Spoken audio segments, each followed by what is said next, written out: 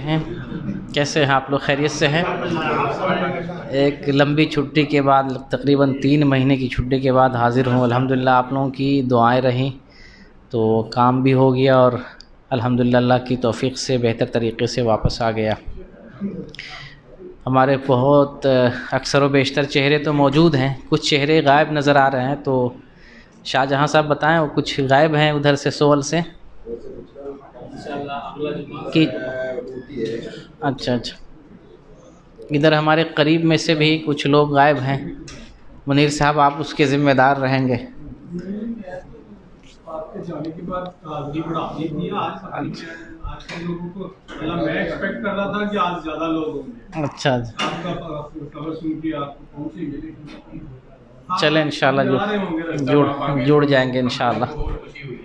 الحمدللہ انشاءاللہ سول کا بھی ہمارا پروگرام شروع کرنے کی کوشش کریں گے، چونکہ سفر کا تھکان ہے اور ابھی تک جو ہے جیسے بدن کے اندر کمی کمزوری محسوس ہو رہی ہے۔ انشاءاللہ اگر اس مہینے ہو سکا تو ہو سکا، نہیں تو اگلے مہینے انشاءاللہ اسٹارٹ ہو جائے گا۔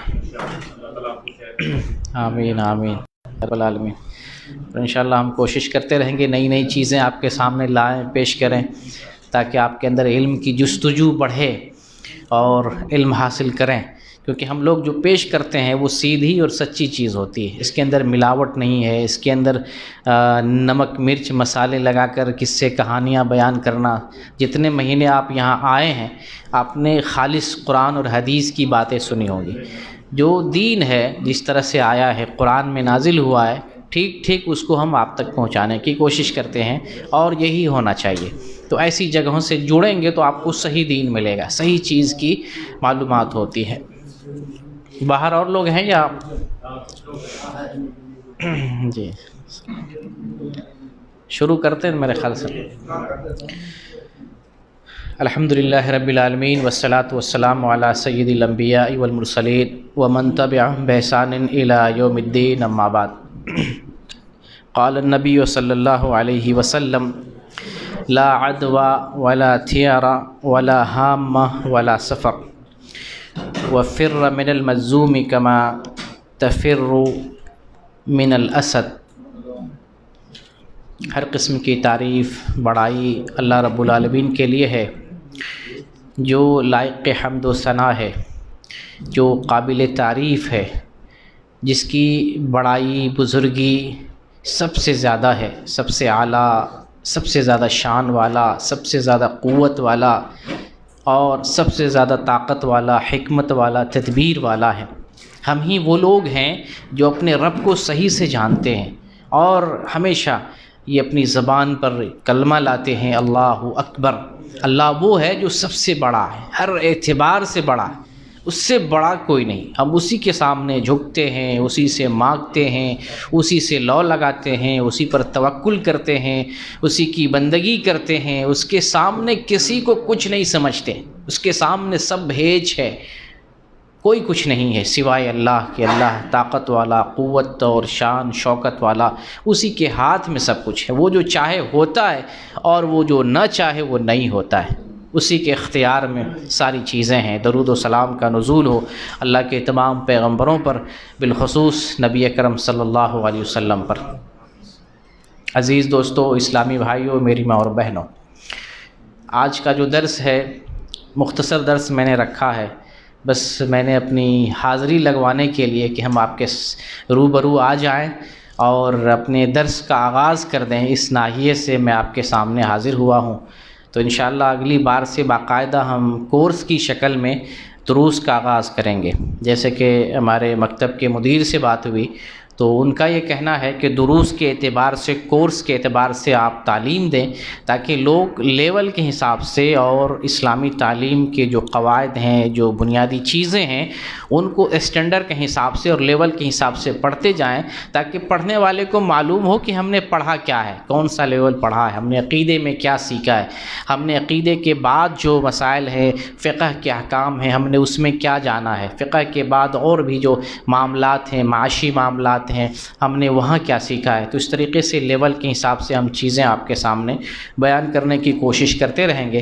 تو آج ہمارا چھوٹا سا درس ہے اور اس درس میں ہم غلط فہمی کو دور کرنے کی کوشش کریں گے، کیونکہ ہم علم حاصل کر رہے ہیں، اور علم حاصل کرتے ہوئے جب ہم علم حاصل کرنے کی جستجو میں ہوتے ہیں اور علم حاصل کرتے ہیں تو لا علمی سے بچتے ہیں، جہالت سے بچتے ہیں، اور جہالت میں جو آدمی ضعیف الاعتقادی میں واقع ہو جاتا ہے یا جہالت کی بنیاد پر آدمی غلط عقیدے وہ اپنے دل میں رکھ لیتا ہے، غلط افکار اور نظریات کا حامل ہو جاتا ہے، ان چیزوں سے ہم بچتے ہیں۔ تو ہم آج کا جو درس دے رہے ہیں وہ اس کا عنوان ہے ماہ سفر اور بدشگونی۔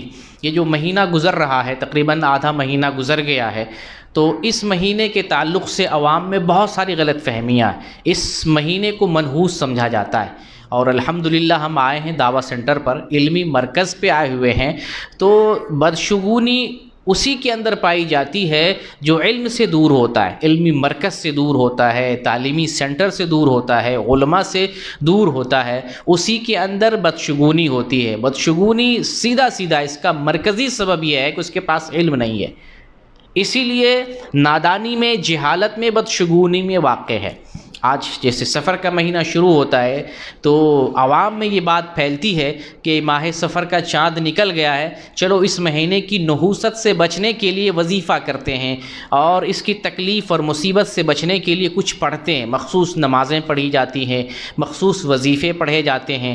تقریباً یہ لوگوں میں عقیدہ ہے کہ 30 مرتبہ سورہ اخلاص پڑھ لیا جائے تو اس مہینے کے اندر جو نحوست اور پریشانی اور مصیبت ہے اس سے ہم بچ جائیں گے۔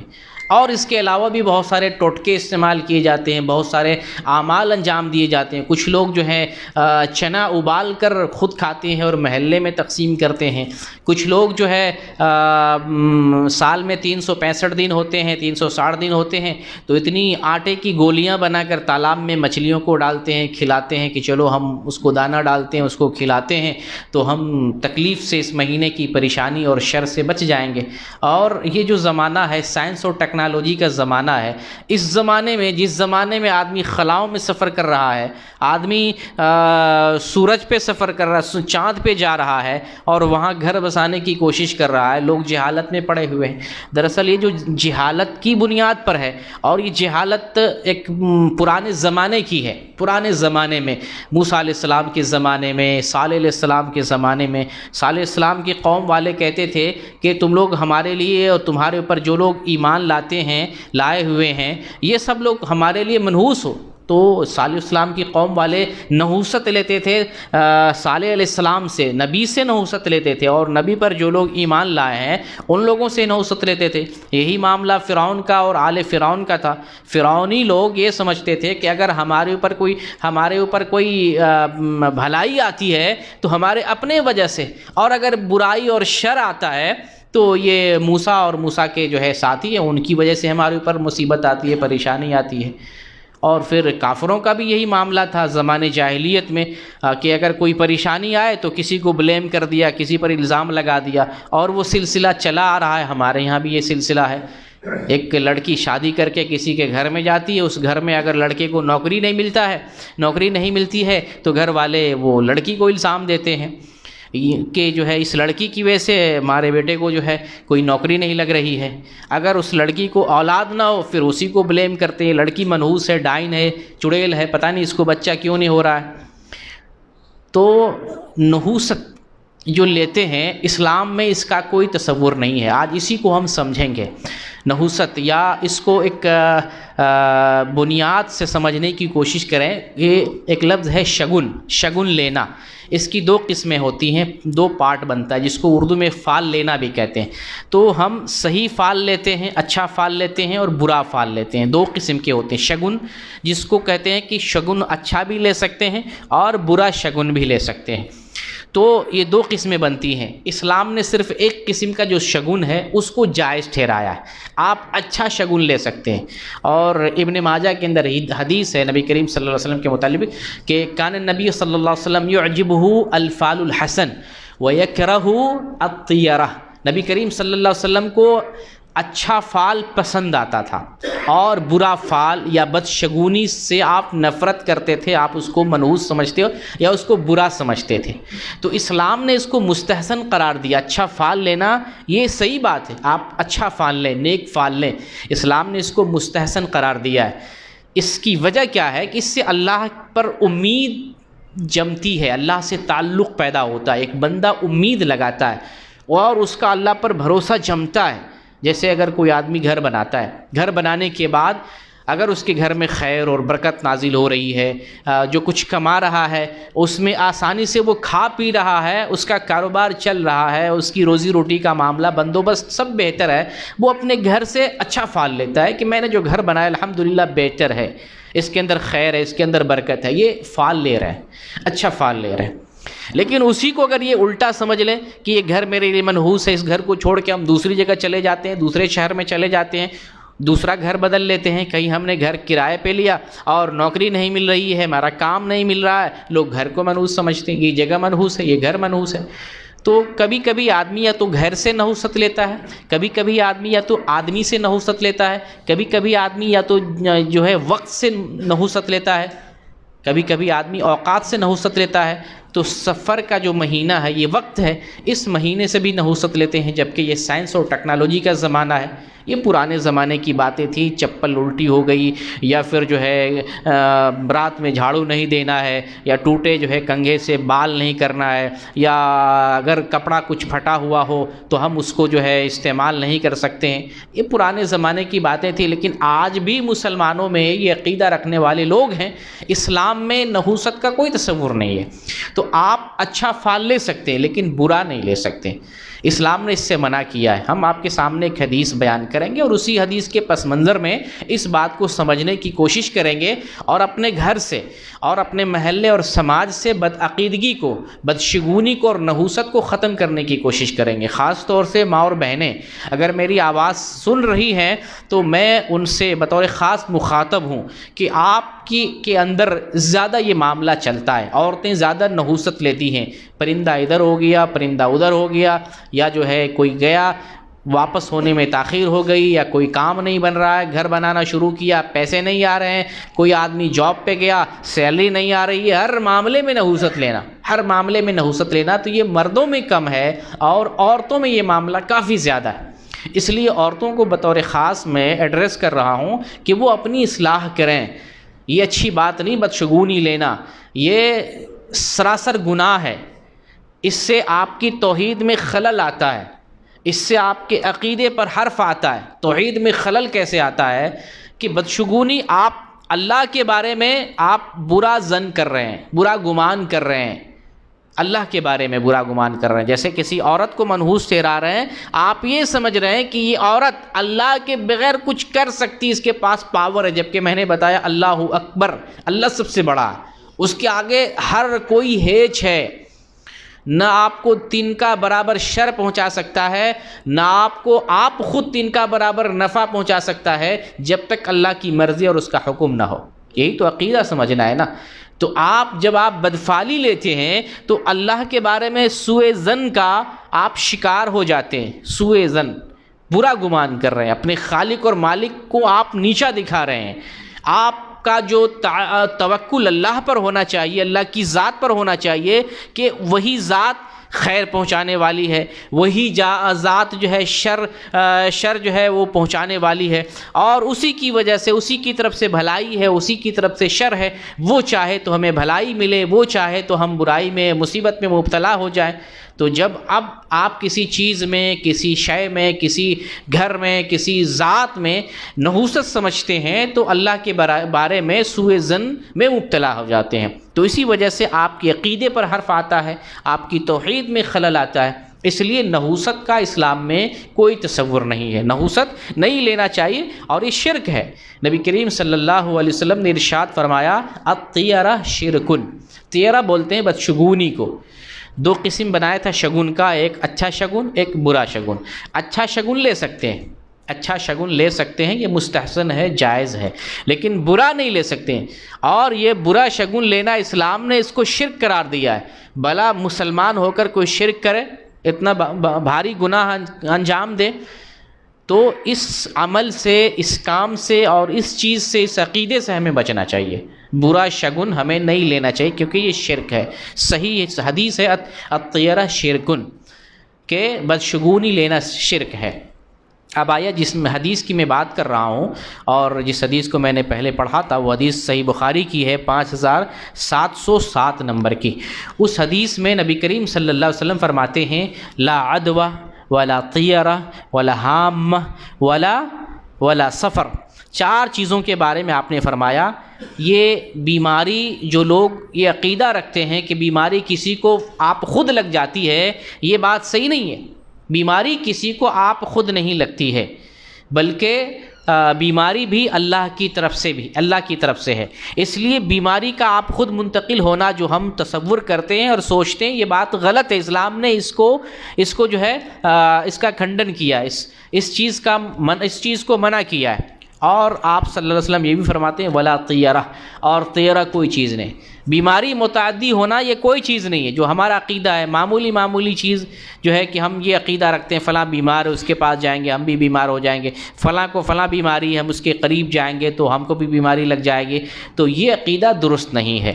بیماری آپ خود کسی تک منتقل نہیں ہوتی ہے، بلکہ بیماری اللہ کی طرف سے ہے. اللہ چاہے تو بیماری کسی تک منتقل ہوگی اور اللہ نہیں چاہے تو بیماری منتقل نہیں ہوگی. بعض بیماریاں ہوتی ہیں ان سے احتیاطاً روکا جاتا ہے، کہ جیسے کسی کو کوڑھ کی بیماری ہے، کسی کو جو ہے وائرس والی بیماری ہے، احتیاط کی وجہ سے کسی کو روکا جاتا ہے آپ اس کے قریب نہ جائیں. احتیاط کی وجہ سے، جیسے شیر سے آپ بھاگتے ہیں، کیوں بھاگتے ہیں؟ اس کے قریب نہیں ہوتے ہیں. کیوں؟ تاکہ کاٹ سکتا ہے. ضروری نہیں کہ کاٹ ہی لے، کاٹ سکتا ہے. جیسے سانپ ہے، کبھی پیر بھی رکھ دے نہیں کاٹے گا، کبھی قریب ہو جائے نہیں کاٹے گا، کبھی دور ہیں آپ پھر بھی آپ کے پاس جا کر کے کاٹ لے گا. یہ سب اوپر والے کی طرف سے ہوتا ہے. انسان مرنے کے لیے ٹرین کے نیچے جاتا ہے نہیں کٹ پاتا ہے. انسان مرنے کے لیے زہر پیتا ہے نہیں مرتا ہے. انسان مرنے کے لیے خودکشی کرنے کے 1000 طریقے اپناتا ہے نہیں مرتا ہے. چھت سے کود جاتا ہے اور وہ بچ جاتا ہے. تو چاہتا بہت کچھ ہے لیکن ہوتا نہیں. ہوتا وہی ہے جو اللہ کی مرضی ہوتی ہے. تو اسلام نے بتایا لا عدوہ ولا طیرہ. یہ بیماری متعدی ہونے کا جو عقیدہ لوگ رکھتے ہیں یہ صحیح بات نہیں ہے. بیماری آپ خود متعدی نہیں ہوتی ہے، متعدی ہونا کوئی مسئلہ نہیں، کوئی بات نہیں ہے. ولا طیرہ، اور بدشگونی کوئی بات نہیں. بدشگونی جو لیتے ہیں، نحوست لیتے ہیں لوگ، یہ کوئی چیز نہیں ہے، یہ کوئی بات ہے ہی نہیں. لوگ منحوس سمجھتے ہیں. نہ کوئی دن منحوس ہے، نہ کوئی انسان منحوس ہے، نہ کوئی پرندہ منحوس ہے، نہ کوئی جگہ منحوس ہے. کوئی بھی چیز اپنی ذات میں منحوس نہیں ہے. اس لیے یہ عقیدہ رکھنا ہی آج سے چھوڑ دینا چاہیے. خاص طور سے گھریلو معاملے میں بہت جگہ گھر تباہ ہوا ہے. فلاں لڑکی منحوس ہے، لڑکی پر زیادہ الزام لگایا جاتا ہے. فلاں لڑکی منحوس ہے، فلاں بہو منحوس ہے، فلاں منحوس ہے، فلاں منحوس ہے. اب شوہر کو نوکری نہیں ملتی ہے، لڑکی کو الزام دیا جاتا ہے. اس کا کیا اس میں ہاتھ ہے؟ میرے پاس ایک سوال آیا تھا کہ جو ہے شادی ہوئی، جب سے لڑکی آئی ہے تب سے جو ہے نوکری نہیں مل رہی ہے میرے بیٹے کو، اور جب تک یہ شادی ہو کر کے میرے گھر میں لڑکی نہیں آئی تھی تب تک میرا بیٹا اچھا کما رہا تھا. اس میں لڑکی کا کیا مسئلہ ہے؟ اس میں لڑکی کا کوئی مسئلہ نہیں. جب تک اس کی قسمت میں جو نوکری تھی وہ کیا، اس کے بعد جو اس کی قسمت میں لکھا ہوا وہ معاملہ ہو رہا ہے. یہ تو تقدیر کا معاملہ ہے. تقدیر پر انسان کو بھروسہ کرنا چاہیے. تو بدشگونی کوئی چیز ہے ہی نہیں. آج سے یہ عقیدہ بنائے، کسی بھی چیز کو منحوس نہیں سمجھیں. کوئی برائی دیکھیں، کوئی حادثہ دیکھیں، کوئی مصیبت دیکھیں تو آپ یہ کہیں کہ بھلائی اللہ کی طرف سے ہے، برائی اللہ کی طرف سے ہے. اور بھلائی اور برائی سے، بھلائی کی طرف لے جانا اور برائی سے بچانا یہ بھی اللہ کے اختیار میں، اللہ ہی کی قوت کی طرف سے ہے، اللہ ہی کی طرف سے ہے. ہم اپنی زبان سے یہ بات کہہ سکتے ہیں. کوئی شر دیکھیں توبہ پڑھ لیں، لا حول ولا قوت الا باللہ پڑھ لیں. لیکن انسان کسی شر کو، جیسے ہمارے گھر میں کوئی شر حادثہ ہو گیا، کسی کی موت ہو گئی، کوئی دب کے مر گیا، گھر گر گیا، جانور مر گیا، بیٹا بھی بیمار ہو گیا، کسی کو اچانک بہت بڑی بیماری لگ گئی، شر آ گیا، آنکھوں سے ہم دیکھ رہے ہیں، ہم توبہ استغفار کر لیں گے. ہم اللہ رب العالمین سے مدد طلب کریں گے، لیکن اس چیز کو منحوس نہیں سمجھیں گے، اس سے کوئی نحوست نہیں لیں گے، اس سے کوئی بدشگونی نہیں لیں گے، فلاں نے ایسا کر دیا اس لیے ایسا ہو گیا، فلاں کی وجہ سے ایسا ہو گیا، فلاں کے سبب ایسا ہو گیا، ایسی نحوست نہیں لیں گے۔ نحوست کا اسلام میں کوئی تصور نہیں ہے، یہ مشرکانہ عقیدہ ہے۔ مشرک لوگ یہ عقیدہ رکھتے تھے اور اسی عقیدے کے اعتبار سے چلتے تھے۔ کہیں کام پر جانا ہوا، یا تو پرندہ اڑایا یا کوئی جانور اڑایا، اگر دایاں جانب چلا گیا تو وہ کام کے لیے جاتے تھے، اگر وہ پرندہ بائیں جانب چلا گیا وہ کام نہیں کرتے تھے۔ نحوست میں یہی ہوتا ہے کہ نحوست لیتے ہیں، فلاں چیز کو منحوس سمجھتے ہیں، اب وہ اس کام سے بچیں گے، اس کام سے رک جائیں گے، جو کام کرنے جا رہے تھے اس چیز سے رک جائیں گے۔ یہ ہے نحوست میں یہ لوگ ایسا کرتے ہیں۔ اسلام نے اس کو بالکل سرے سے بائیکاٹ کیا، منحوس ہونے کا تصور اسلام میں ہے ہی نہیں، اس لیے کسی بھی چیز سے نحوست نہیں لیں گے۔ جو کچھ بھلائی آ رہی ہے، ہمارا عقیدہ ہے، جو کچھ بھلائی آ رہی ہے اللہ کی طرف سے ہے، اور جو کچھ شر بھی ہے وہ بھی اللہ کی طرف سے ہے۔ پھر ہم کسی چیز کو کیسے بلیم کریں گے، کسی وقت کو کیسے بلیم کریں گے؟ اگر 10 محرم کو کربلا کا واقعہ پیش آتا ہے، 10 محرم کو کیسے ہم بلیم کریں گے کہ یہ ماتم کا دن ہے، یہ سوگ کا دن ہے، یہ شر کا دن ہے، یہ برائی کا دن ہے، یہ سوگ منانے کا دن ہے؟ ہم اس دن کو کیسے منحوس قرار دیں گے؟ کسی دن کوئی حادثہ پیش آ جائے، کسی کے ساتھ کوئی حادثہ پیش آ جائے، کسی وقت کوئی حادثہ پیش آ جائے، وہ جگہ، وہ چیز، وہ ذات، وہ شے، کوئی بھی چیز منحوس نہیں ہے۔ جو کچھ ہو رہا ہے اللہ کی مرضی سے، اللہ کے حکم سے ہو رہا ہے، یہ مومنوں کا عقیدہ ہے۔ اس لیے ہم اپنا عقیدہ یہ بنائیں، نحوست کا جو ہے یہ عقیدہ لوگوں میں بیٹھا ہوا ہے، نحوست کو اپنے ذہن سے نکال دیں کہ کوئی چیز منحوس ہے۔ بس عقیدہ یہ ہو کہ جو کچھ ہو رہا ہے، جو کچھ ہونے والا ہے، سب کچھ اللہ کی طرف سے ہے، شر بھی اللہ کی طرف سے ہے اور خیر بھی اللہ رب العالمین کی طرف سے۔ اس لیے یہ جو 13 بدشگونی لینا، یہ جہالت کی بات ہے اور یہ شرک بھی ہے، جیسا کہ نبی کریم صلی اللہ علیہ وسلم نے فرمایا ہے۔ اور اس چیز کا ہمیں انکار کرنا ہے، اس چیز کو ہمیں اپنے سماج سے، اپنے گھر سے خاتمہ کرنا ہے، اور اس چیز کو بالکل نگلیکٹ کرنا ہے کہ نحوست کا کوئی تعلق اسلام سے نہیں، دین سے نہیں، ہماری زندگی سے نہیں۔ آگے آپ صلی اللہ علیہ وسلم فرماتے ہیں ولا حامہ، اور حامہ بھی کوئی چیز نہیں۔ یہ زمانے جاہلیت میں عقیدہ تھا لوگوں کا کہ جب کسی کا قتل ہو جاتا ہے تو مقتول کی کھوپڑی سے ایک الو نکلتا تھا جو قاتل کو تکلیف پہنچاتا تھا، جب تک اس کو قتل نہ کر دیا جائے تب تک وہ یہی معاملہ کرتا تھا۔ یہ مشرکانہ جاہلوں کا عقیدہ تھا۔ یہ کسی آدمی کے کھوپڑی سے الو کیسے نکلے گا؟ اور خاص طور سے آج کے زمانے میں اگر کوئی یہ بات مانتا ہے تو واقعی اس کی کھوپڑی میں کچھ ہوگا، الو جیسی کوئی چیز ہوگی، اس کی کھوپڑی صحیح نہیں ہوگی، اس نے تعلیم حاصل نہیں کی ہوگی، اس نے قرآن و حدیث کا علم نہیں لیا ہوگا۔ آج کے زمانے میں بھی اگر کوئی ایسی بات مانتا ہے تو اس کا اسلام سے کوئی تعلق نہیں، حامہ ہے، یعنی کوئی ایسی بات نہیں ہے۔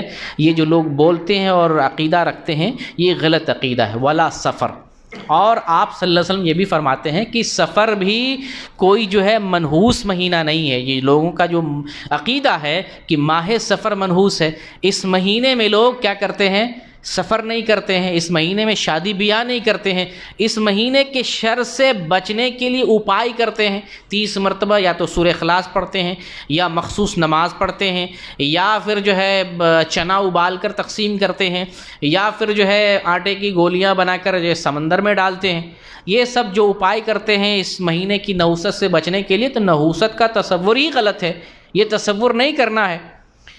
اور اس سفر کے مہینے میں یہ بھی لوگ سوچتے ہیں کہ یہ 13 دن سفر کا، 1 سے لے کے 13 دن، یہ 13 تیزی ہے تو بیماری والا مواقع ہے، یعنی نبی کریم صلی اللہ علیہ وسلم کو بھی ان دنوں میں بیماری لگ گئی تھی۔ بتائیے، یہاں تک عقیدہ رکھتے ہیں کہ اسی مہینے، یہ مہینہ منحوس ہے، اس مہینے کی نحوست کی وجہ سے نبی پاک صلی اللہ علیہ وسلم بھی بیمار ہو گئے۔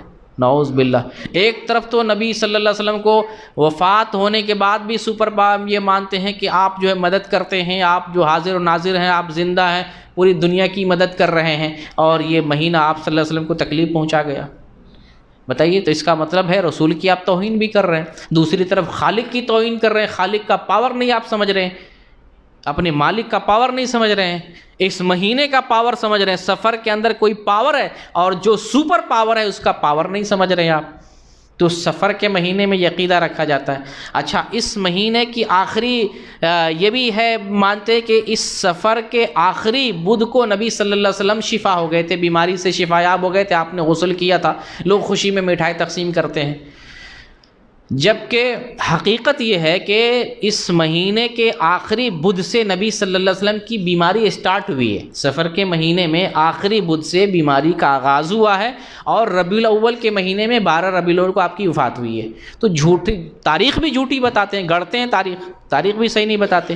اچھا یہ بات ایک طرف مانتے ہیں، دوسری طرف یہ بھی بات مانتے ہیں کہ آخری بدھ منحوس ہے. ایک حدیث ضعیف اور موضوع حدیث ہے، گڑی ہوئی حدیث ہے، جس کے اندر کہا گیا ہے کہ سفر کا آخری بدھ منحوس ہے. شیخ البانی رحمۃ اللہ علیہ نے اس حدیث کو موضوع قرار دیا ہے. اسی طریقے سے ایک موضوع حدیث اس طرح سے یہ بھی آتی ہے کہ جو آدمی سفر کے مہینے کے گزرنے کی خبر دیتا ہے میں اسے جنت کی بشارت دیتا ہوں. یہ بھی موضوع حدیث، جھوٹی حدیث ہے. یہ جھوٹی حدیث کو بنیاد بنا کر لوگ عمل کر رہے ہیں، جھوٹا عقیدہ کر رہے ہیں، جھوٹی باتیں مان رہے ہیں. ان ساری حدیثوں کا کوئی تعلق نہیں ہے. تو یہ سفر کا مہینہ بھی منحوس نہیں ہے، اس کے اندر نحوست نہیں ہے، نہ مہینے میں ہے، نہ تاریخ میں ہے، نہ دن میں ہے، نہ شخص میں ہے. کسی کے اندر نحوست نہیں ہے. جو کچھ ہو رہا ہے اللہ کی طرف سے ہو رہا ہے، چاہے خیر کا معاملہ ہو یا شر کا معاملہ ہو، یہ سب اللہ کی طرف سے ہو رہا ہے. اب آخری چیز کہ یہ جو نحوست کا تصور لوگوں میں پایا جاتا ہے، کیوں پایا جاتا ہے؟ اس لیے پایا جاتا ہے کہ اس کے پاس علم کی کمی ہوتی ہے. جیسے آپ جیسے لوگ آپ آ رہے ہیں، جتنے یہاں لوگ بیٹھے ہوئے ہیں اور جو اسلامک سینٹر سے جڑے ہوئے ہیں، تعلیم حاصل کر رہے ہیں، میں دعوے کے ساتھ کہہ سکتا ہوں، حلفیہ کہہ سکتا ہوں، قسم اٹھا کے کہہ سکتا ہوں کہ آپ میں سے جتنے بھی لوگ ہیں یہ عقیدہ نہیں رکھیں گے جو وہ لوگ رکھتے ہیں جن کے پاس علم نہیں ہوتا ہے. بدشگونی کا عقیدہ وہی لوگ رکھتے ہیں جن کا پاس صحیح علم نہیں ہوتا ہے، قرآن و حدیث کا علم نہیں ہوتا ہے. آپ ان کو چھوڑیں جو تقلید کرتے ہیں، جو بڑے بڑے علماء ہیں یا بڑے بڑے جو ہے بڑی بڑی کتابیں لکھتے ہیں، وہ قرآن و حدیث سے ریلیٹڈ کتاب نہیں لکھتے ہیں. وہ اپنے جو ہے اپنے باباؤں کی، اپنے کرشموں کی دنیاوی چیزیں لکھتے ہیں. ان کی کتابیں اٹھائیں، ان کی تقریریں سنیں، ان کے بیانات سنیں. آپ دیکھیں وہ کون سی باتیں بیان کر رہے ہیں، قصے، کہانیاں، جھوٹے کرامات، جھوٹی باتیں بیان کرتے ہیں. آ جائیں قرآن و حدیث کی طرف تو ساری باتیں پھر سچی بتائیں گے. تو ان کے علماء بھی اسی میں پڑے ہوئے ہیں. جو لوگ تقلید کرتے ہیں، جو لوگ نبی صلی اللہ علیہ وسلم کو کا نعرہ تو لگاتے ہیں لیکن کام نہیں کرتے ہیں. یہ جیسے بی جے پی والے ہیں نا، سب کا ساتھ سب کا وکاس، نعرہ بڑا خوبصورت ہے لیکن کام کس کا ہے؟ کام اس کے پیچھے جو ہے RSS کا کام چلتا ہے، RSS کا کام چلتا ہے. تو اسی طریقے سے جو ہے یہ جو بریلویوں کا نعرہ یا رسول اللہ یا رسول اللہ، کام اس کے پیچھے کیا چلتا ہے؟ کام اس کے پیچھے احمد رضا بریلوی کا کام چلتا ہے. شرک کا اڈا چلتا ہے، شرک کا کاروبار چلتا ہے، بدعت کی فیکٹری کھلی ہوئی ہے، وہ فیکٹری چلتی ہے، وہ اپنا کام چل رہا ہے. نعرہ ہوتا ہے بڑا خوبصورت، ٹائٹل خوبصورت ہے، یا رسول اللہ، تحریک یا رسول اللہ، تحریک لبیک، تحریک فلاں، ختم نبوت، اس کے پیچھے کام کچھ اور ہو رہا ہوتا ہے. تو یہی معاملہ ہے کہ جو ہے سفر کا مہینہ جو ہے اور جو میں بیان کر رہا تھا کہ جو بدشگونی انسان کے اندر کب آتی ہے اور کن لوگوں کے اندر یہ بدشگونی ہوتی ہے، ان لوگوں کے اندر ہوتی ہے جن کے اندر جہالت ہے، علم کی کمی ہے، جو دین نہیں جانتے، جو قرآن و حدیث نہیں جانتے. لیکن آپ جیسے لوگ، آپ جو یہاں سے جڑے ہوئے ہیں یا دنیا میں کسی بھی خطے میں جو علماء سے جڑے ہوئے ہیں، جو قرآن و حدیث پڑھتے ہیں، سچی کتاب قرآن اور حدیث، فضول کتابیں نہیں، فضائل اعمال نہیں، جو گڑے ہوئے ہیں، فضول اور فضول چیزیں، اپنے علماء کی منمانی لکھی ہوئی چیزیں نہیں، جو دلیل سے قرآن و حدیث سے لکھی ہوئی کتاب ہے، اس کتاب کو جو آدمی پڑھے اور ایسی جو تقریر کرے، بیان دے، ایسے علماء سے جڑا ہوا ہو، ایسے تعلیمی مراکز اور سینٹر سے جڑا ہوا ہو، ان کے اندر یہ بدشگونی نہیں پائی جائے گی. میں دعوے کے ساتھ کہہ سکتا ہوں یہ بدشگونی صرف انہی لوگوں کے اندر ہے جن کے اندر علم کی کمی ہوتی ہے. علم نہیں ہوتا، سچا علم اگر ہو تو صحیح علم نہیں ہوتا ہے، غلط علم ہوتا ہے، تقلید والا علم ہوتا ہے، بزرگوں والا، قصے کہانی والا علم ہوتا ہے، کتاب و سنت کا علم نہیں ہوتا ہے. اور ایک دوسرا سبب اللہ پر توکل کی کمی بھی ہے۔ اللہ پر توکل ہو تو انسان ضعیف الاعتقادی کا شکار نہیں ہوگا۔ ضعیف الاعتقادی کا شکار اس وقت ہوتا ہے جب اللہ پر بھروسہ اس کا کم ہو جاتا ہے۔ جیسے موسیٰ علیہ السلام کی قوم پہ من و سلوہ نازل ہوا تھا نا، تو ان کے اندر اعتقاد کیا پیدا ہوا؟ وہ بچا بچا کے رکھنے لگے، کل کے لیے رکھ لیتے، ہو سکتا ہے کل نہ نازل ہو۔ تو یہ توکل کی کمی پیدا ہو رہی ہے۔ توکل کے منافی ہے، جو رب آپ کو روزی دے رہا ہے، بغیر محنت اور مشقت کے دے رہا ہے، اس رب پہ آپ بھروسہ کریں، کل بھی دے گا آپ کو۔ لیکن انہوں نے بھروسہ توڑا، وہ نعمت ان کی چھن گئی۔ تو ایسے ہی اگر توکل انسان کے اندر کم ہوتا ہے تو ضعیف الاعتقادی پیدا ہوتی ہے، وہ انسان نحوست میں داخل ہو جاتا ہے اور بدشگونی کا شکار ہوتا ہے۔ تو اس بدشگونی کو ختم کرنا چاہتے ہیں تو سب سے پہلا مرحلہ علم کا، صحیح علم لیں۔ اچھے علماء، جید علماء، سلفی علماء جو قرآن و حدیث کی تعلیم دیتے، آپ ان سے جڑیں، ان سے علم حاصل کریں۔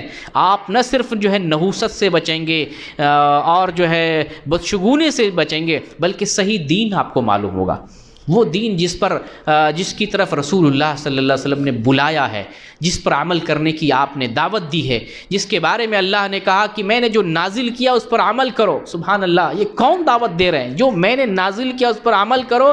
اس کی دعوت دینے والے پوری دنیا میں صرف سلفی علماء ہیں، جو قرآن و حدیث کی دعوت دینے والے صرف وہی ہیں۔ قال اللہ قال الرسول، اللہ نے کیا کہا، رسول نے کیا فرمایا۔ میں اور میرے جیسے جو بھی علماء کبھی نہیں کہتے میں کیا کہتا ہوں، میرے مولانا کیا کہتے ہیں، میرے مفتی کیا کہتے ہیں۔ ہمارے علماء بھی اگر غلطی کر جائیں تو ہم کہتے ہیں کہ ہمارے عالم سے فلاں غلطی ہو گئی، ہمارے بزرگ سے فلاں غلطی ہو گئی، ہمارے فلاں مولانا سے فلاں غلطی ہو گئی۔ ہم علماء کی غلطیوں کو نشاندہی کرتے ہیں اور عوام کو روکتے ہیں کہ ہمارے فلاں عالم سے یہ غلطی ہو گئی ہے، اس کو نہ ماننا، اس کے لیے کوئی دلیل نہیں ہے۔ لیکن یہی بات اگر جو ہے دوسرے لوگ بھی اگر آ جائیں اس بات پہ کہ ہمارے فلاں بزرگ سے غلطی ہو گئی، ہمارے فلاں پیر سے غلطی ہو گئی، ہمارے فلاں مولانا سے غلطی ہو گئی، تو دین تو صحیح ہو جائے گا، لیکن مانتے ہی نہیں ہیں۔ کہتے ہیں خطائے بزرگاں خطا نیست، ہمارے بزرگوں کی غلطی ہی نہیں ہے، وہ کچھ کہہ دیے، آمنا صدقنا، پتھر کی لکیر ہے، اس پہ ہمیں چلنا۔ تو دین جہاں سے ملتا ہے، اس جو سچا دین، اس دین کو حاصل کریں، آپ کی ضعیف الاعتقادی ختم ہوگی، نحوست کا جو معاملہ ہے وہ ختم ہوگا، جو باطل افکار اور نظریات ہیں وہ ختم ہوں گے، جو بدعقیدگی ہے وہ ختم ہوگی، دینی اعتبار سے اصلاح ہوگی، صحیح دین معلوم ہوگا جس پر آپ کو عمل کرنا ہے اور جس پر اللہ تعالیٰ نے عمل کرنے کا حکم دیا ہے۔ اور پھر ساتھ ساتھ اللہ پر توکل مضبوط کریں۔ آپ علم حاصل کرنے کے ساتھ ساتھ اللہ سے تعلق جوڑیں، اللہ پر توکل مضبوط کریں۔ اللہ پر جو توکل کرتا ہے وَمَن يَتَوَكَّلْ عَلَى اللَّهِ فَهُوَ حَسْبُهُ، جو اللہ پر توکل کر لیتا ہے اللہ اس کے لیے کافی ہو جاتا ہے۔ لاکھ پریشانی میں ہو، لاکھ مصیبت میں ہو، پریشانی چاروں طرف ہے، اندھیرا ہی اندھیرا ہے، آپ کو سجھائی نہیں دیتا ہے، آنکھوں کی بینائی چلی گئی، ہاتھ کی قوت سلب ہو گئی، جسم کے اندر نحوست پیدا ہو گئی ہے، آپ ہر طرح سے گھرے ہوئے ہیں پریشانی میں، وہاں پر بھی یہ سمجھے کہ ایک ذات ہے جو بچانے والی ہے، مدد کرنے والی ہے، حفاظت کرنے والی ہے۔ آپ یونس علیہ السلام کا واقعہ اپنے ذہن میں رکھیں، آپ جو ہے ابراہیم علیہ السلام کا واقعہ اپنے ذہن میں رکھیں۔ آگ میں ہے، چاروں طرف آگ ہے، آگ ہی آگ ہے، پریشانی میں ہے، اللہ رب العالمین نے بچایا۔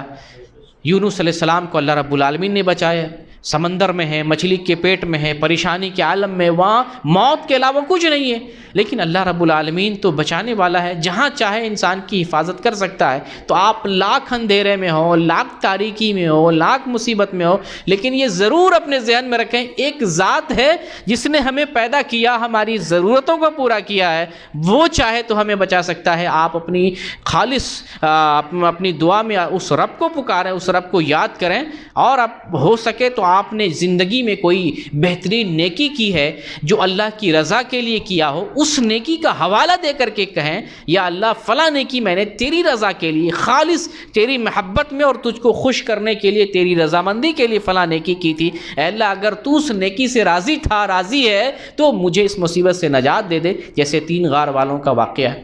اللہ رب العالمین نجات دینے والا ہے، نجات دے گا۔ تو آج سے یہ عقیدہ رکھیں کہ نحوست کا اسلام نے کھنڈن کیا ہے. نحوست کا اسلام میں کوئی تصور نہیں ہے. کسی بھی چیز کو ہم منحوس نہیں سمجھیں گے اور کسی بھی چیز سے، ذات سے، شے سے، انسان سے یا کسی بھی چیز سے نحوست نہیں لیں گے. اسلام نے اس چیز سے منع فرمایا. بخاری کی اسی حدیث میں آگے ہے، نبی کریم صلی اللہ علیہ وسلم فرماتے ہیں وَفِرَّ مِنَ الْمَجْزُومِ كَمَا تَفِرُّ مِنَ الْأَسَدِ، اور تم کوڑھی سے ویسے بھاگو جیسے شیر سے بھاگتے ہو. تو نبی کریم صلی اللہ علیہ وسلم ایک طرف بتاتے ہیں یہ سفر کا مہینہ کچھ نہیں، یہ نحوست کا معاملہ کچھ نہیں، یہ بدشگونی کا معاملہ کچھ نہیں، بیماری متعدی نہیں ہوتی ہے، پھر آپ کوڑی سے بھاگنے کے لیے کیوں حکم دیتے ہیں؟ اس لیے حکم دیتے ہیں احتیاط کے طور پر، جیسے ہم شیر سے احتیاط کے طور پہ بھاگتے ہیں، شیر کاٹ بھی سکتا ہے اور نہیں بھی کاٹ سکتا ہے، تو احتیاط کے طور پہ آپ صلی اللہ علیہ وسلم نے اس سے جو ہے دور رہنے کا حکم دیا ہے. نحوست کے تعلق سے ایک حدیث آتی ہے، ہم اس کو بیان کر دیتے تاکہ بات واضح ہو جائے. کہیں آپ کو پھر وہ حدیث پڑھیں تو آپ کے ذہن میں شک پیدا ہو جائے گا کہ مولانا نے یہ تقریر بیان کی تھی، دیکھو اس کے خلاف ایک دوسری حدیث مل رہی ہے.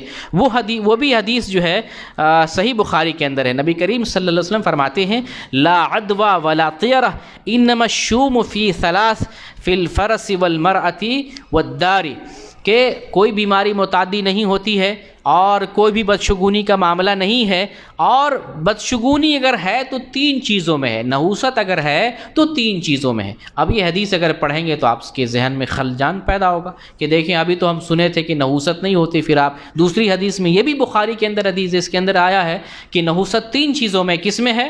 گھوڑے میں ہے، عورت میں ہے اور گھر میں ہے. 3 چیزوں میں نحوست ہے. تو یہاں نحوست سے مراد یہ ہے کہ یہ تینوں چیزیں چونکہ زینت کی چیز ہے اور ان چیزوں سے انسان فتنے میں واقع ہو سکتا ہے تو قابل آزمائش ہے، فتنے کا سبب ہے، اس لیے نحوست کی چیز کہی گئی ہے، ورنہ سراپا یا فتنہ نہیں ہے. عورت اگر سراپا فتنہ ہو تو کوئی شادی کاہے کو کرے؟ نبی صلی اللہ علیہ وسلم کیوں شادی کریں؟ انبیاء کیوں شادی کریں؟ لڑکی اگر پیدا ہو تو زندہ کیوں بچے؟ اگر سراپا اگر وہ چیز منحوس ہوتی اللہ اسے پیدا کیوں کرے؟ گھر اگر سراپا منحوس ہوتا تو کسی گھر میں خیر بھی ہوتا ہے، کسی گھر میں ہم دیکھتے ہیں بے برکتی ہوتی ہے. تو گھر اگر یعنی سراپا منحوس ہوتا تو کوئی گھر ہی نہیں بناتا. تو کہنے کا مطلب یہ ہے کہ یہ چیزیں فتنے کا سبب ہیں. انسان گھر بنا کے مغرور نہ ہو جائے، انسان جو ہے شادی کر کے مصیبت میں مبتلا نہ ہو جائے، فتنے کا شکار نہ ہو جائے، آزمائش میں مبتلا نہ ہو جائے. یا اسی طریقے سے انسان جو ہے کیا کہتے ہیں، انسان گھوڑے کا استعمال جیسے پرانے زمانے میں جنگ کے لیے ہوتا تھا، لڑنے کے لیے ہوتا تھا، سفر کرنے کے لیے ہوتا تھا. تو جانور قوت کی چیز ہوتی ہے، کبھی کہیں یہ قوت کی چیز جو ہے انسان اس سے جو ہے فتنے میں مبتلا نہ ہو جائے. تو یہ آزمائش کی چیزیں ہیں، ان کی وجہ سے انسان فتنے میں مبتلا ہو سکتا ہے. اس لیے یہاں جو ہے نحوست کے معاملے میں ذکر کیا، ورنہ سراپا یہ چیزیں منحوس نہیں ہے، بلکہ یہ کہا جائے گا کہ یہ چیزیں فتنے کا باعث بن سکتی ہیں. جیسے پہلا جو حادثہ بنی اسرائیل میں واقع ہوا تھا، عورتوں کا فتنہ تھا. تو عورت فتنہ ہے بلا شبہ، لیکن وہی عورت دیندار ہو جائے، وہی عورت جو ہے صالحہ ہو جائے، وہی بیوی جو ہے صحیح ذمہ داری ادا کر رہی ہو تو فتنے کا سبب نہیں ہوتی. پردے کے ساتھ چلے، گھر میں جو ہے اچھی ماں بن کے رہے، فتنے کا سبب نہیں ہے. وہی عورت پردہ چھوڑ دے، وہی عورت جو ہے شراب پینے لگے، وہی عورت بازار کی زینت بن جائے، کوٹھے کی زینت بن جائے، وہ سراپا فتنہ ہے. تو اس اعتبار سے عورت کو، گھر کو اور گھوڑے کو فتنے کا سبب قرار دیا گیا ہے. اللہ رب العالمین سے دعا کرتے ہیں بار اللہ ہمیں دین کو صحیح طریقے سے سمجھنے کی توفیق دے، اور جو حق بات ہم سنتے ہیں اس پر ہمیں عمل کرنے کی بھی توفیق دے. بار اللہ جو لوگ گمراہی میں، بدعقیدگی میں اور ضعیف الاعتقادی میں مبتلا ہیں ان لوگوں کی اصلاح فرما دے. امت مسلمہ بکھر گئی ہے اور امت مسلمہ کا اتحاد پارا پارا ہو گیا. اللہ مسلمان کو ایک جگہ، ایک پلیٹ فارم پر جمع ہونے کی توفیق دے، مسلمانوں کو اپنی قوت یکجا کرنے کی توفیق دے. اے اللہ ہم میں سے جو لوگ پریشان ہیں، بیمار ہیں، ان کی پریشانی کو، ان کی بیماری کو دور فرما دے. جو بے اولاد ہیں ان کو اولاد سے نواز دے. جو لوگ نوکری کی تلاش میں ہیں ان کو نوکری مہیا فرما دے. جو لوگ کسی طرح کی پریشانی میں اور مسائل میں گھرے ہوئے ہیں ان کے مسائل کو تو حل فرما دے. آمین. وآخر الدعوانا الحمدللہ رب العالمین. اب آپ کے سامنے آپ کے جو ہے پرانے شیخ جو 3 مہینے سے تھے، شیخ ابو ذکرہ آپ کے سامنے آئیں گے اور خطاب فرمائیں گے۔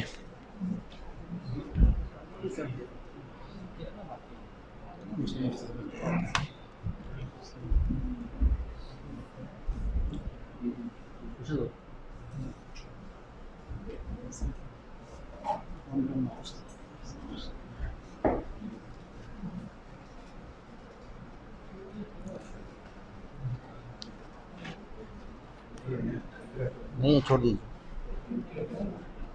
چھوڑ دیجیے، رہنے دیجیے۔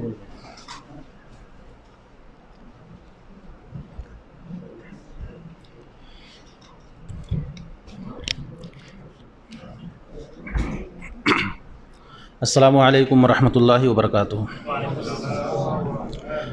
الحمد للہ رب العالمین والصلاة والسلام علی اشرف الانبیاء والمرسلین نبینا محمد وعلی آلہ ومن تبعہم بإحسان الی یوم الدین، اما بعد۔ محترم دوستوں اور بھائیوں، آپ لوگوں نے شیخ محترم سے بہت ہی پیاری گفتگو سنی ہے۔ اللہ تعالیٰ سے دعا کہ اللہ تعالیٰ ہم تمام لوگوں کو اس پر عمل کی توفیق عطا فرمائے۔ دوستوں اور بھائیوں، آج کے اس درس میں مختصراً میں آپ حضرات کے سامنے صلہ رحمی کے اوپر کچھ گفتگو کرنا چاہتا ہوں۔ اللہ تعالیٰ سے دعا ہے کہ اللہ تعالیٰ ہم تمام لوگوں کو سننے سمجھنے اور ہمیں اس پر عمل کی توفیق عطا فرمائے۔ دوستوں اور بھائیوں، ہم تمام لوگوں کو معلوم ہونا چاہیے کہ حقوق العباد میں والدین کے حقوق کے بعد جو سب سے زیادہ حق اہمیت کا حامل ہے وہ ہے رشتہ داروں کا حق۔ ہم تمام لوگ انسان ہونے کے ناطے اللہ تبارک و تعالیٰ نے ہم پر رشتہ داروں سے حسن سلوک کرنے کا بارہا حکم دیا ہے، لیکن اس کے ساتھ ساتھ اگر آپ قرآن کو پڑھیں گے یا حدیث نبویہ کو پڑھیں گے تو اس میں صلہ رحمی کے بہت سارے فوائد کے ساتھ ساتھ جو لوگ صلہ رحمی نہیں کرتے ہیں انہیں طرح طرح کے عذاب میں مبتلا کرنے کی دھمکی بھی دی گئی ہے۔ دوستوں اور بھائیوں، سب سے پہلے ہم سمجھتے ہیں کہ صلہ رحمی کیا ہے۔ صلہ کے معنی ہوتا ہے ملانا، یعنی خندہ پیشانی سے پیش آنا، سلام کرنا، نرم بات کہنا، قصوروار سے درگزر کرنا، خاطرداری اور خاکساری سے ملنا، دستور کے مطابق مدارت کرنا، یا رشتہ دار کو دیکھ کر کے ناک بھوں منہ نہ چڑھانا اور ان سے اچھا سلوک کرنا اور ان پر مال خرچ کرنا، یہ تمام خصائل صلہ رحمی میں شامل ہیں۔ لیکن رحم کا معنی کیا ہے؟ رحم کا اطلاق رشتہ دار پر ہوتا ہے، رشتہ دار پر ہوتا ہے، اور ہر شخص کے رشتہ دار ہوتے ہیں، ہم سب کے رشتہ دار ہیں۔ رشتہ دار جن کا آپس میں نسب کا تعلق ہوتا ہے، بہت سارے علماء کہتے ہیں کہ اس میں محرم بھی شامل ہیں اور غیر محرم بھی شامل ہیں۔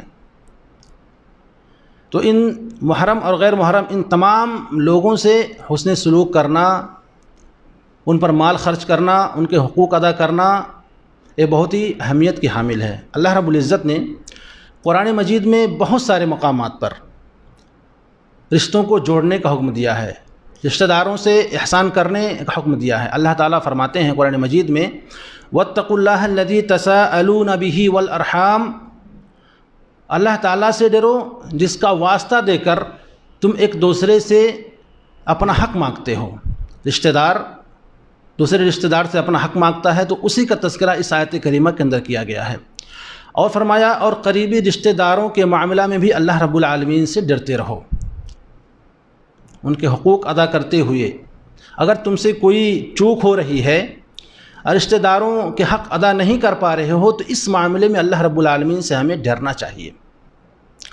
بہت سارے لوگ دنیا کے اندر بہت ہی امیر ہیں، بہت زیادہ مال و دولت کے مالک ہیں، بہت ہی عیش و عشرت سے اپنی زندگی کو بسر کر رہے ہیں، لیکن وہ جانتے ہیں کہ ان کا کوئی رشتہ دار بہت ہی غریب ہے، روٹی کپڑے کا بھی محتاج ہے، کھانے پینے کے لیے اس کے پاس کوئی ذریعہ نہیں ہے، وہ بھوکا سوتا ہے، لیکن اس کے باوجود بھی بہت سارے لوگ مالدار ہونے کے باوجود بھی اپنے رشتہ داروں کے حقوق ادا نہیں کرتے ہیں۔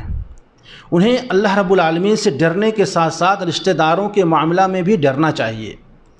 اللہ تعالیٰ فرماتے ہیں وَاعْبُدُوا اللَّهَ وَلَا تُشْرِكُوا بِهِ شَيْئًا وَبِالْوَالِدَيْنِ إِحْسَانًا وَبِذِي الْقُرْبَىٰ، اور اللہ کی عبادت کرو اور اس کے ساتھ کسی کو شریک نہ کرو، والدین سے اچھا سلوک کرو، نیز قریبی رشتہ داروں سے بھی۔ معاشرے میں رہنے والے بہت سے ایسے حاجی اور نمازی کو آپ دیکھیں گے کہ دن بھر مسجد میں بیٹھے رہیں گے، نماز میں مشغول رہیں گے، غیروں کو صدقات و خیرات بھی دیں گے، لیکن اگر ان کے گھریلو انڈر گراؤنڈ جو باؤنڈری کے اندر کے معاملات ہیں اس کو دیکھا جائے تو ایسے لوگ بہت زیادہ مل جائیں گے کہ جن کے گھریلو معاملات درست نہیں ہیں، جو لوگ اللہ تعالیٰ کے حق ادا کرتے ہیں لیکن ساتھ ہی والدین سے ناراض رہتے ہیں، والدین سے غصے میں رہتے ہیں، بارہا الزام لگاتے ہیں کہ ہمارے والدین نے ہمارے دوسرے بھائی کو جائیداد میں زیادہ دے دیا ہے، دکان اس کے نام سے کر دی ہے، گھر اس کو لکھ دیا ہے، وغیرہ وغیرہ۔ بہت سارے لوگ والدین کا حقوق اسی بنا پر ادا نہیں کرتے ہیں کہ وہ اس چیز میں مبتلا ہو جاتے ہیں کہ ہمارے والدین نے ہمارے لیے کچھ نہیں کیا ہے، بہت سارے لوگ۔ جبکہ ایک صحابی نبی صلی اللہ علیہ وسلم سے پوچھتے ہیں کہ اللہ کے نبی صلی اللہ علیہ وسلم میرے اخلاق کا، میرے حسن صحابت کا، یعنی میرے اچھے اخلاق کا سب سے زیادہ مستحق کون انسان ہے؟ آپ فرماتے ہیں کہ تمہاری ماں۔ وہ صحابی دوبارہ پوچھتے ہیں کہ میرے احسان کا سب سے زیادہ مستحق کون ہے؟ اللہ نے فرماتے ہیں تمہاری ماں۔ تیسری بار سوال کرتے ہیں کہ میرے احسان کا سب سے زیادہ مستحق کون ہے؟ فرماتے ہیں کہ تمہاری ماں۔ چوتھی بار آپ فرماتے ہیں کہ تمہارا باپ۔ یعنی والدین کی اتنی اہمیت ہے کہ اللہ رب العالمین نے جا بجا قرآن مجید میں اپنے حق کے بعد والدین کے حق کو ذکر فرمایا ہے اور اس کے بعد رشتہ داروں کے حقوق ادا کیے ہیں۔ اللہ تعالیٰ فرماتے ہیں وَإِذْ أَخَذْنَا مِيثَاقَ بَنِي إِسْرَائِيلَ لَا تَعْبُدُونَ إِلَّا اللَّهَ وَبِالْوَالِدَيْنِ إِحْسَانًا وَذِي الْقُرْبَىٰ، اور جب ہم نے بنی اسرائیل سے پختہ عہد لیا، وعدہ لیا کہ تم اللہ رب العالمین کے سوا کسی کی عبادت نہیں کرو گے اور والدین سے اور قریبی رشتہ داروں سے اچھا برتاؤ کرو گے۔ اس آیت میں بھی اور اس سے پہلے والی آیت میں اللہ رب العالمین نے سب سے پہلے اپنا حق ادا ذکر کیا، اپنا حق ذکر کیا ہے کہ سب سے پہلے اور سب سے بڑا حق کس کا ہے؟ اللہ رب العالمین کا ہے۔ اللہ رب العالمین کی عبادت کرتے رہنا، اس کے ساتھ کسی کو شریک نہ کرنا، اس کی ربوبیت میں، اس کی الوہیت میں، اس کی بادشاہت میں، اس کی ملوکیت میں، اس کے اسماء و صفات میں، اللہ رب العالمین کی حاکمیت میں، یعنی ہر اعتبار سے کسی بھی شے اور کسی بھی چیز میں اللہ رب العالمین کا کسی کو شریک مت بنانا۔ اور اسی آیت میں اللہ رب العالمین نے اپنے حق کے بعد والدین کا حق ذکر فرمایا ہے۔ اس سے پتہ چلتا ہے کہ قریبی رشتہ داروں میں جو سب سے زیادہ قریب ہے انسان کے وہ ہے والدین، وہ ہے ماں باپ۔ اور یہ باپ لڑکوں کے لیے، لڑکیوں کے لیے، اپنے بچوں کے لیے دن رات محنت کرتا ہے۔ ہم تمام لوگ یہاں پر اپنے بچوں کی خوشیوں کے لیے آئے ہیں، بچوں کی زندگی بنانے کے لیے آئے ہیں۔ تو انسان پر سب سے زیادہ اللہ رب العالمین کا حق ہے، اس کے بعد اگر حق ہے تو والدین کا حق ہے، اس کے بعد رشتہ داروں کا حق ہے۔ محترم دوستو اور بھائیو، اللہ رب العالمین نے رشتہ داروں کی مدد کرنے کا 12 حکم دیا ہے۔ قرآن مجید میں رشتہ داروں کے حق ادا کرنے کے لیے اللہ رب العالمین نے بہت سارے مقامات پر آیتیں نازل فرمائی ہیں۔ انہی آیتوں میں ایک آیت یہ ہے ان اللہ یامر بالعدل والاحسان وایتاء ذی القربى۔ اللہ تعالیٰ فرماتے ہیں کہ بے شک اللہ تعالیٰ عدل کا، بھلائی کا اور قرابت داروں کو دینے کا حکم دیتا ہے۔ بہت سارے لوگ، میں نے پہلے بتایا کہ معاشرے میں ایسے ہیں جنہیں پتہ ہے کہ ہمارا بھائی جو کہ مجھ سے بانٹ کر کے بغل ہو گیا ہے اور میری کمائی میں برکت ہے، میں بہت زیادہ مالدار ہوں، اس کے باوجود کسی چھوٹی بات پر خنث لیے ہوئے، دل میں بغض لیے ہوئے اپنے اس بھائی کی مدد نہیں کرتا ہے۔ جن کا باپ ایک ہے، جن کی ماں ایک ہے، وہ بھائی، وہ سگا بھائی اپنے ایک غریب بھائی کی مدد نہیں کرنا چاہتا ہے۔ کیوں؟ اس لیے کہ وہ شیطان کے بہکاوے میں آ گیا ہے، شیطان نے اس کے دل پر غلبہ حاصل کر لیا ہے، وہ اس انسان کو بھلائی اور نیکی کرنے ہی نہیں دے رہا ہے اور اللہ رب العالمین کی معصیت کرنے پر بارہا ابھار رہا ہے۔ تو ایسے لوگ جو سماج اور معاشرے میں ہیں انہیں چاہیے کہ رشتہ داروں میں جو والدین سب سے پہلے نمبر پہ ہیں، اس کے بعد بھائی اور بہن ہیں، ان کا بھی خیال کریں۔ بہت ساری بہنیں ایسی ہیں کہ جب ان کا ہم شادی اور بیاہ کر دیتے ہیں تو جب وہ اپنے گھر جاتی ہیں تو وہاں وہ غریبی کی حالت میں رہتی ہیں، غربت کی حالت میں وہ لوگ زندگی بسر کرتے ہیں، اور ہم لوگ کیا سوچتے ہیں کہ ہم نے اس کی شادی کر دی ہے، ہم اپنے حق سے بری ہو گئے ہیں۔ میرے دوستوں اور بھائیوں، ہم اپنے حق سے بری نہیں ہوئے ہیں، ہمیں اپنی اس بہن کا بھی خیال کرنا ہے جو غربت کا شکار ہے۔ بہت سارے گھروں میں بیوی کی بات سن کر کے بھائی بہن سے بات ہی نہیں کرتا ہے، مہینے 6 مہینے سال بھر بہن سے بات ہی نہیں کرتے ہیں۔ ٹھیک ہے، اپنے بہن کے ہاں اگر آپ جا نہیں پا رہے ہیں، مشغول رہتے ہیں، تو موبائل کا دور ہے، اپنے بہن سے آپ فون کے ذریعے سے رابطہ کریں، اس کے حال خبر لیں، اپنے بہنوئی سے بات کریں۔ لیکن نہیں، معاشرے میں بہت سارے ایسے لوگوں کو میں نے دیکھا ہے جو اپنے بہن اور بہنوئی سے کسی چھوٹی بات پر یا کسی بیوی کی بات پر بہکاوے میں آ کر کے اپنے بہن اور بھائی سے بات نہیں کرتے ہیں۔ لوگ دینے کی بات تو دور کی ہے، ان سے بات تک نہیں کرتے ہیں۔ جو بہن اور بھائی بہت دیر سے، بہت زمانے سے اپنے بھائی سے بات کرنے کے لیے تڑپ رہے ہوتے ہیں، لیکن کسی بہکاوے میں آ کر کے بھائی بات نہیں کرتا ہے، تو ایسے لوگوں کو اللہ رب العالمین کے عذاب سے ڈرنا چاہیے۔ دوستو اور بھائیو، اللہ رب العالمین رشتہ داروں کو ان کا حق دینے کے لیے دوسرے مقام پہ فرماتے ہیں وَآتِ ذَا الْقُرْبَى حَقَّهُ وَالْمِسْكِينَ وَابْنَ السَّبِيلِ، رشتہ داروں کا اور مسکینوں اور مسافروں کا حق ادا کرو۔ رشتہ داروں کا، مسکینوں کا اور مسافروں کا، یہاں 3 لوگوں کا ذکر کیا گیا ہے۔ مسکینوں کو تو لوگ دیتے ہیں، مسافروں کی مدد کرتے ہیں، لیکن رشتہ داروں کا جس کا سب سے پہلے حق ہے اس کو نظر انداز کر دیتے ہیں۔ جبکہ سب سے بہترین صدقہ وہ ہے جو اپنے رشتہ دار کو دیا جائے۔ کیوں؟ اس میں 2 فائدے ہیں۔ سب سے بڑا فائدہ یہ ہے کہ اگر آپ اپنے رشتہ دار کو جو غریب ہے اس کو صدقہ دیتے ہیں، اس کو مالی مدد پہنچاتے ہیں، تو آپ کو صدقے کا ثواب تو مل جاتا ہے، اس کے بعد رشتہ داری کو جوڑنے کا بھی ثواب ملتا ہے۔ تو ہمیں چاہیے کہ ہم اپنے رشتہ داروں کو جو غریب ہیں، جو محتاج ہیں، ان سے جڑیں، ان کی مدد کریں اور بھرپور مدد کریں۔ محترم دوست اور بھائیوں، یاد رہے کہ صلہ رحمی کرنا اللہ رب العالمین کے نزدیک عقل مندوں کی صفت ہے۔ چنانچہ سورہ رعد میں اللہ رب العزت نے جہاں اپنے بندوں کی بہت ساری صفات کا تذکرہ کیا ہوا ہے، انہی مقام پر اللہ رب العالمین نے اپنے بندوں کو عقل مند ہونے کا سرٹیفکیٹ بھی دیا ہے۔ اللہ تعالیٰ فرماتے ہیں وَالَّذِينَ يَصْلُونَ مَا أَمَرَ اللَّهُ بِهِ أَن يُوصَلَ، اور اللہ تعالیٰ نے جس چیز کے جوڑنے کا حکم دیا ہے وہ اسے جوڑتے ہیں۔ اللہ تعالیٰ کے جو نیک بندے ہوتے ہیں، اللہ تعالیٰ نے جس چیز کو جوڑنے کا، کس چیز کو؟ رشتہ داری کو جوڑنے کا حکم دیا ہے کہ اسے جوڑیے، قائم کیجئے۔ تو اللہ رب العالمین کے نیک بندے، مومن بندے اس کو جوڑتے ہیں، رشتہ داری کو توڑتے نہیں ہیں، اور اللہ رب العالمین کے احکام کو مانتے ہیں، اس کی نافرمانی نہیں کرتے ہیں۔ دوستو اور بھائیوں، صلہ رحمی کے بہت سارے فائدے ہیں، لیکن چونکہ وقت مختصر ہے، اس میں میں چاہوں گا کہ حدیث اور قرآن کو پڑھ کر کے اس کا ترجمہ کر دیا جائے، جس سے کچھ باتیں واضح ہو جائیں، کیونکہ ہمارے پاس وقت نہیں ہے۔ صلہ رحمی کے بہت سارے فوائد میں سے ایک فائدہ یہ ہے کہ اس کے ذریعے سے رزق میں کشادگی ہوتی ہے اور عمر میں برکت ہوتی ہے۔ کوئی آدمی یہ سوچتا ہے کہ اگر میں نے اپنی کمائی سے یا اپنے پیسے سے اپنے رشتہ داروں کو دے دیا، اپنے بہن بھائیوں کو دے دیا جو اس کے مستحق ہیں، تو ہمارے مال میں کمی واقع ہو جائے گی۔ دوستو اور بھائیوں، دیکھیے اس حدیث کو ہم پڑھتے ہیں، آپ صلی اللہ علیہ وسلم فرماتے ہیں من احب ان یبسط له فی رزقه وینسأ له فی اثره فلیصل رحمه، جس شخص کو یہ بات پسند ہو کہ اس کے رزق میں فراوانی ہو، اس کے رزق میں کشادگی ہو، اور اس کی عمر، اس کی موت جو ہے اس کی موت دیر سے ہو، یعنی اس کی عمر لمبی ہو جائے، تو اسے چاہیے کہ وہ صلہ رحمی کرے۔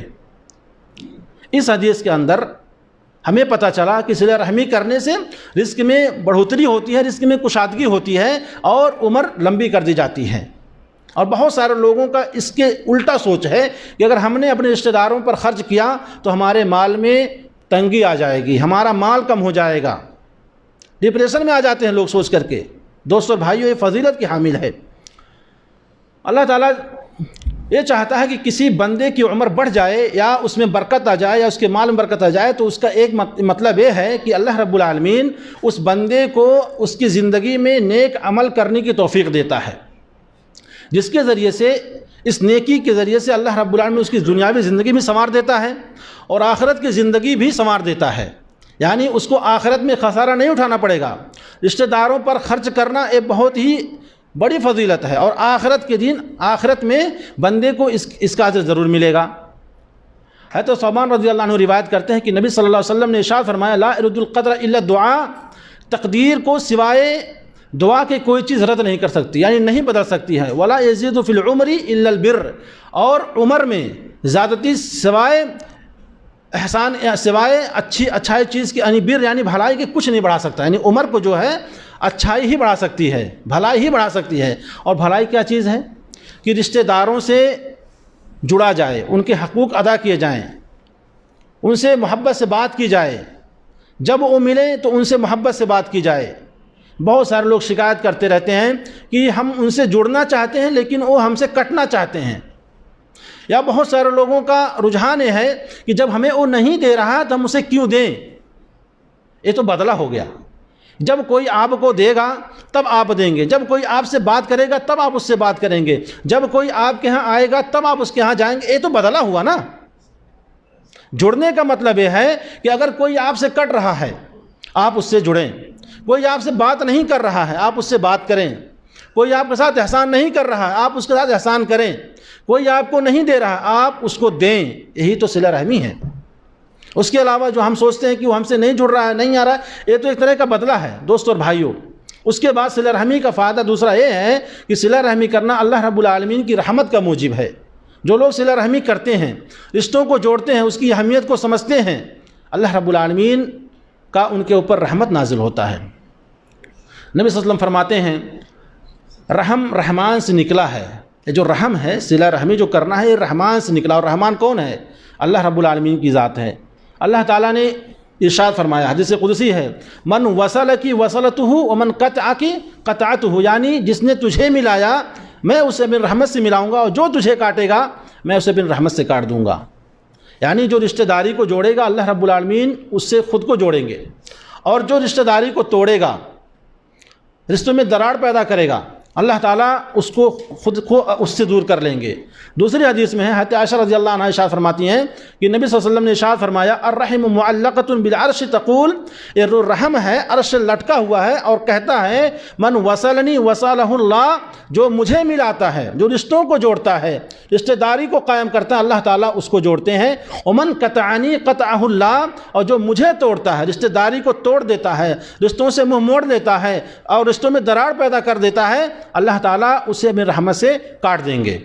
دوستو اور بھائیوں، جبکہ حضرت عبد الرحمن بن عوف رضی اللہ عنہ رسول اللہ صلی اللہ علیہ وسلم سے روایت کرتے ہیں کہ اللہ تعالیٰ نے فرمایا، حدیث قدسی ہے، انا اللہ و انا الرحمن، میں اللہ ہوں اور میں رحمان ہوں، خلقت الرحمہ، میں نے رحم کو پیدا کیا ہے، وشققت الحسن من اسمی، اور میں نے اس کا نام اپنے نام سے رکھا ہوا ہے۔ رحمان اللہ رب العالمین کی صفت ہے، اور اللہ رب العالمین نے رحم کو اپنی ذات سے پیدا کیا ہے۔ فمن وصلہ وصلہ اللہ ومن قطعہ قطعہ اللہ، تو جو اس کو ملائے گا، جو رحم، جو رشتہ داری کو جوڑے گا میں اس کو جوڑوں گا، اور جو اس کو کاٹے گا میں اس کو کاٹوں گا۔ او قال بتتہ، اور دوسری روایت میں ہے کہ میں اسے کاٹ دوں گا، اسے توڑ دوں گا۔ تو میرے دوستوں اور بھائیوں، بہت سارے لوگ جو یہاں پر بیٹھے ہوں گے، کئی ایسے میرے بھائی ہوں گے جو اپنے بھائیوں سے ناراض ہوں گے، رشتہ داروں سے ناراض ہوں گے۔ انہیں چاہیے کہ ان حدیثوں کو سن کر کے اس پر عمل کرتے ہوئے اپنے ان بھائیوں سے بات کریں۔ جو کچھ آپ کے اس کے دل میں ہے، جو کچھ ایک خرابی پیدا ہو گئی، رشتوں میں جو دراڑ آ گیا ہے، اس کو ختم کرنے کے لیے کوئی راستہ اپنائیں، کسی تیسرے کو لائیں تاکہ اس سے بات کریں، اس سے بات ہو جائے، اور پھر آہستہ آہستہ ان کے حقوق بھی ادا کرتے رہیں، انہیں ہدیہ و تحائف بھی پیش کریں۔ اس کے ذریعے سے کیا ہوگا کہ دل کی قدرت ختم ہو جائے گی، دل کے اندر جو بغض آ گیا ہے، جو رشتوں میں دراڑ آ گیا ہے، وہ ختم ہو جائے گی، اور اس کے بعد یہ محبت شروع ہو جائے گی۔ اللہ تعالی ہمیں اس کی توفیق عطا فرمائے۔ دوستو اور بھائیو، صلہ رحمی کرنے سے خاندان میں محبت پیدا ہوئی۔ دیکھیے یہ حدیث سامنے ہے کہ صلہ رحمی کرنے سے خاندان میں محبت پیدا ہو جاتی ہے۔ نبی صلی اللہ علیہ وسلم ارشاد فرماتے ہیں، ابو ہریرہ رضی اللہ عنہ کی روایت ہے، تعلموا من انسابکم، تم لوگ اپنا نسب نامہ اپنے نسب نامے کی تعلیم لے لو یا اس کی جانکاری حاصل کر لو. جو نسب نامہ آپ کا ہے، جو نسب ہے، اس کے بارے میں فرمایا کہ اپنا نسب نامہ معلوم کر لو، تمہارا نسب کیا ہے. آگے فرمایا ما تصلون به ارحامکم، جس کے ذریعے سے تم اپنے نسب والوں پر، اپنے خاندان والوں پر، رشتہ داروں پر رحم کر سکتے ہو. فإن صلۃ الرحم محبۃ فی الأہل، اس کا فائدہ بتاتے ہیں آگے کہ یہ صلہ رحمی کرنا محبت پیدا کرتی ہے، اس کے ذریعے سے لوگوں کے دلوں میں محبت پیدا ہوتی ہے. ومسرات فی المال، اور مال میں زیادتی ہوتی ہے. منسات فی الاثر، اور عمر زیادہ کر دی جاتی ہے، موت میں تاخیر ہوتی ہے. اس حدیث کے اندر صلہ رحمی کرنے کے 3 فوائد بیان کیے گئے ہیں جو کہ اپنے آپ میں بہت ہی اہمیت کی حامل ہے. اس میں سب سے پہلی بات یہ ہے کہ صلہ رحمی کرنے سے محبت پیدا ہوتی ہے. کسی کے اوپر کسی سے آپ صلہ رحمی کر کے دیکھیں، جو بھائی آپ سے ناراض ہیں، جو رشتہ دار آپ سے ناراض ہیں اور سالہ سال آپ سے ناراض رہتے ہیں، آپ ان سے صلہ رحمی کر کے دیکھیں. دیکھیے 1 بار 2 بار اور تیسری بار میں انشاءاللہ وہ آپ سے بات کرنا شروع کر دیں گے. ان کا دل نرم پڑ جائے گا کہ وہ مجھ سے ملنا چاہتا ہے، مجھ سے بات کرنا چاہتا ہے، لیکن میں اس سے دور ہوں، لہذا مجھے بھی اس سے ملنا چاہیے. اور آپ کے احسان کرنے سے، آپ کے صلہ رحمی کرنے سے، اگر وہ آپ سے کٹے گا تو اس کے گھر والے، اس کے بیوی بچے اسے ضرور کہیں گے کہ وہ آدمی آپ سے ملنا چاہتا ہے لیکن آپ اس سے دور دور بھاگ رہے ہیں. ایسا نہیں ہونا چاہیے. ہونا چاہیے کہ جب آپ سے وہ بات کرنا چاہتا ہے، ملنا چاہتا ہے، تو آپ بھی اس سے بات کریے اور آپ بھی اس سے ملیے. اس کا دوسرا فائدہ کیا بیان کیا ہے کہ اس کی مال میں زیادتی ہوگی. اللہ رب العالمین اس عمل سے بہت زیادہ خوش ہوں گے کہ ایک آدمی، ایک میرا بندہ جو میرے دوسرے بندے سے ناراض ہے، وہ بات کر رہا ہے، اس پر خرچ کر رہا ہے، اس کو ہدیہ تحائف دے رہا ہے، اس کو صدقہ و خیرات کا مال دے رہا ہے، تو اللہ تعالیٰ خوش ہو کر کے اس کے مال میں برکت نازل کریں گے. اور تیسری بات یہ ہے کہ اللہ تعالیٰ اس کی عمر میں برکت دیں گے، یا تو اس کی موت میں تاخیر کر دیں گے. دوستو بھائیو، صلہ رحمی کرنا ایمان کی علامت ہے. چونکہ وقت ہو گیا ہے، یہ آخری بات کر کے میں ختم کروں گا. صلہ رحمی کرنا ایمان کی علامت ہے.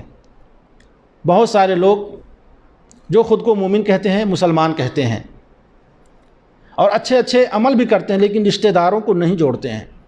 بہت سارے ایسے لوگ ہیں جو خود امیر ہیں، لیکن جب کوئی غریب رشتہ دار ان کے یہاں آتا ہے تو اس سے بات بھی نہیں کرنا چاہتے ہیں، اور بارہا نوکروں سے کہہ کے اس کو گیٹ سے باہر ہی کر دیتے ہیں کہ آپ کہیے کہ فلاں صاحب ہے نہیں گھر پہ، وہ کہیں دور گئے ہیں، کہیں سفر پہ ہیں، آپ چلے جائیں، بعد میں آئیں، بعد میں ملاقات ہوگی. بہت سارے لوگ جھوٹ بولتے ہیں، غریب رشتہ دار سے ملنا گوارا نہیں کرتے ہیں، جبکہ ہم تمام لوگ بنو آدم علیہ السلام کے اولاد ہیں.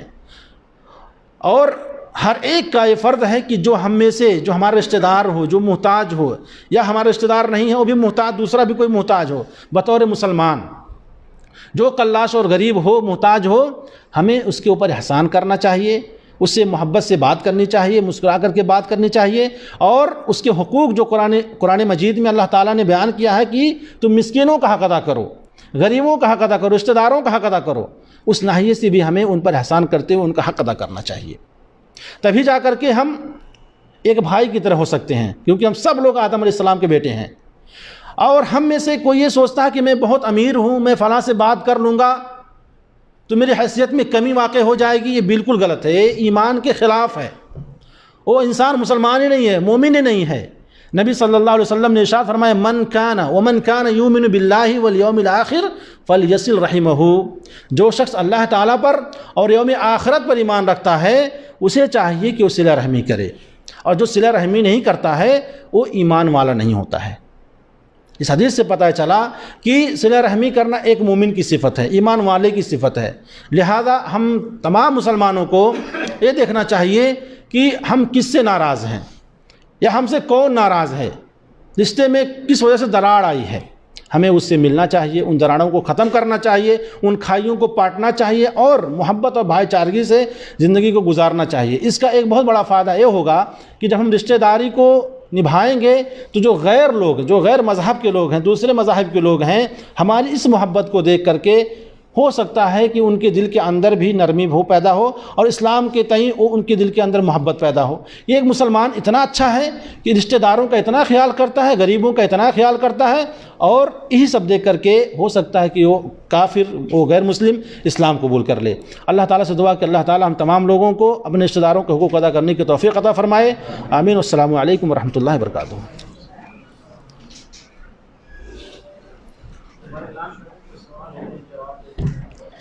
ग्रुप में से अच्छा